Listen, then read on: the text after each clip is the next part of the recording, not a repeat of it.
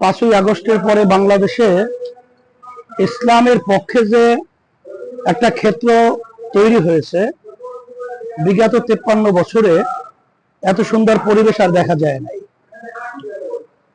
এই লক্ষ্যেই আমরা ইসলামী দলগুলো নির্বাচনের সময় যেন একটা বাক্স পাঠাতে পারে, এই চিন্তা চেতনা নিয়ে ইসলামী দলগুলো নিয়ে আমরা বিভিন্ন পর্যায়ে বিভিন্ন সময় আমরা আলোচনা করেছি এবং আলহামদুলিল্লাহ আমরা এই কথার উপরে ঐক্যমতে পৌঁছেছি যে নির্বাচনের সময় ইসলামের পক্ষে আমরা যেন একটা বাক্সই পাঠাতে পারি।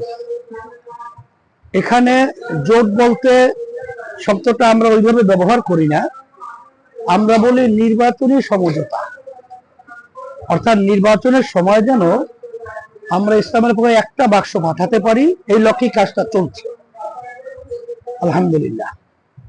টানা 7ম-বারের মতো বেস্ট টিস্যু পেপার ব্র্যান্ড হিসেবে স্বীকৃতি পেয়েছে বসুন্ধরা টিস্যু।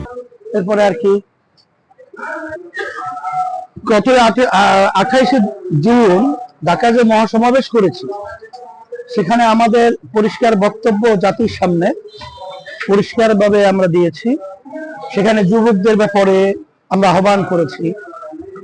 এরপরে আপনার অন্যান্য পেশাজীবী শ্রেণীর যারা আছে, আমাদের সম্মানিত নারী সমাজ সহ তাদের ব্যাপারে, এবং যারা নাকি প্রবাসী আছে তাদের ব্যাপারেও আমরা সেখানে পরিষ্কারভাবে আমাদের কথাগুলো উপস্থাপন করেছি।